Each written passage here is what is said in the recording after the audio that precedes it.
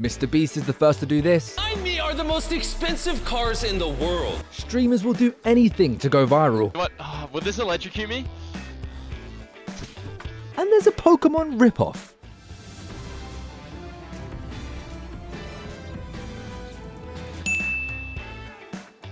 The first story for today is about streamers. There was a new challenge that went around recently called the Toaster Challenge. What's that about? Making some lovely toast? Of course, that's what the toaster is for. No, sticking a fork in it and pretending to be electrocuted. Before I show any of these clips, I just want to reiterate, never ever do this, ever. The streamers that have done this have done it as a parody. They've faked it to pretend that the outcome of what would happen has happened. Will this electrocute me? So as you can see there, that's what they did. They faked and staged being electrocuted by a toaster. The fact that that's even something I've said that's happened on the internet, like I know the internet's been around for a long time and a lot more crazy things have happened.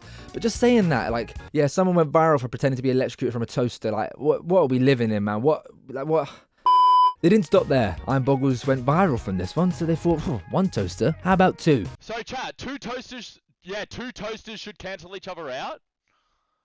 Alright. Death wish! Well, two toasters was really good. That went viral as well. What could we do more? What could be more creative than two toasters and pretend to be electrocuted? Three! Prove it. Let's go.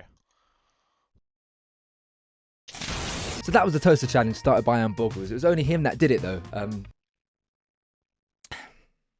Of course not. As you can see, a bunch of other streamers saw the success that this brought Boggles and the virality it gave him. So they thought they'd try it themselves. Yes, this challenge did go viral and it brought people in the door for Boggles. However, he got himself banned by Twitch for, self-harming, which is in the TOS. As much as it's fake and staged, it's still implying and showing to the viewers that he was hurting himself. So he got banned. He got banned, basically. It wasn't worth it in the end. And look, I understand. I'm a streamer and content creator. I have a dream of doing it full time. Like, I really, really do. And the hard thing about this sort of field is getting your foot in the door, getting people aware of who you are, to see your content, to see you're any good at it in the first place. I don't even know if Boggles is good at streaming, but now I know of Boggles because he made himself viral through this trend.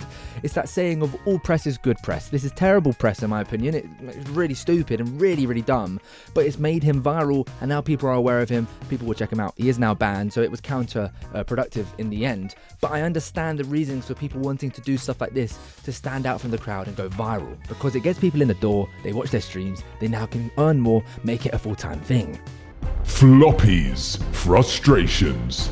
This is the second of Floppy's frustrations, and this is something that really, it just really annoys me, because as a streamer, I don't want to be associated with people like this. This links perfectly to the first story of the day, but it's just overall with streamers doing things, whether it's something really crazy or saying something really wild, just to get that viral video or get that viral moment to bring in more people to their audience. I understand the logic behind it. I understand all of that. However, it's just like they forget one key thing. A lot of these audiences that they have are impressionable young audiences. They see this and hear this and they think they're going to try this, they're going to do that. It's just so irresponsible to the biggest degree. I don't get how these people get this following in the first place. Like, I understand the process behind it, but why does anyone want to watch them? So then you think, okay, they're probably a younger audience because they don't really know what's right and wrong properly, truly, and they see these things, they think it's cool, they see the success from it, so maybe they're going to try it. Obviously, I'm a little bit older. I'm 23 years old. I see these things and I'm a streamer, and I know I'm not going to do that because I know I might have that person in the audience watching me that will be impressionable from that. You have a responsibility as a streamer.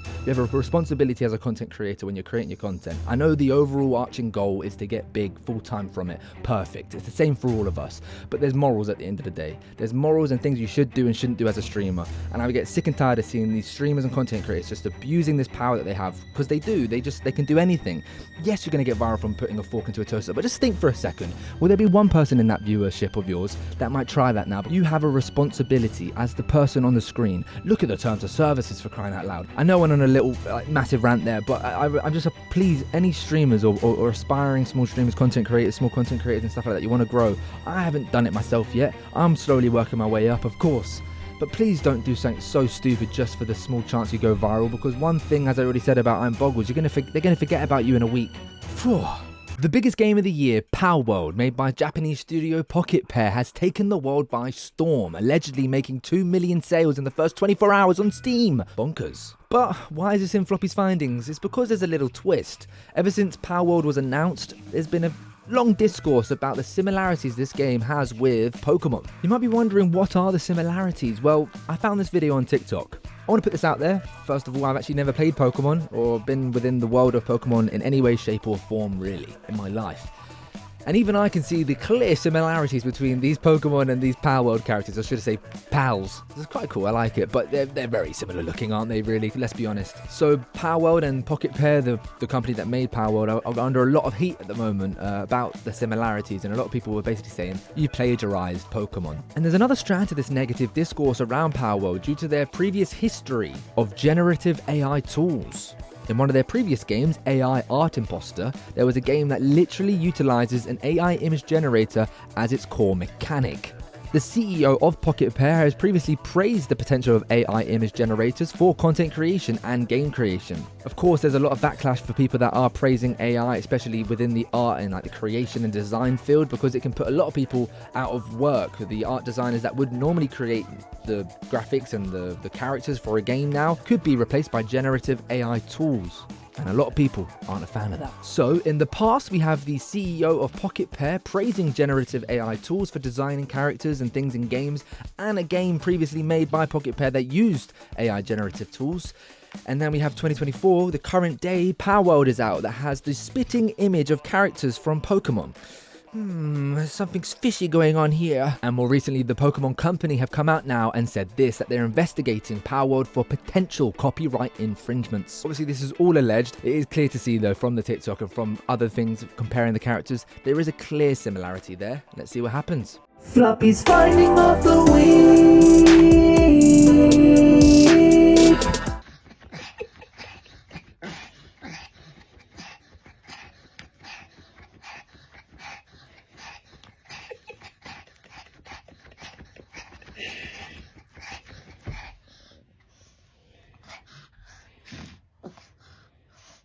Kyla. Tickles, are you waking her up? She's not waking up. Floppy's finding off the week. On to the final story about Mr. Beast, the biggest content creator in the world, for the first time posted a full-length video, a full YouTube video, onto X, formerly known as Twitter. But why am I telling you this story? Well, basically, Mr. Beast posted a previous video he posted on YouTube onto X. Elon Musk wanted him to do this, so he posted the video, and it got $250,000 worth of revenue from it. An absolute massive amount of income from that video that he previously posted elsewhere.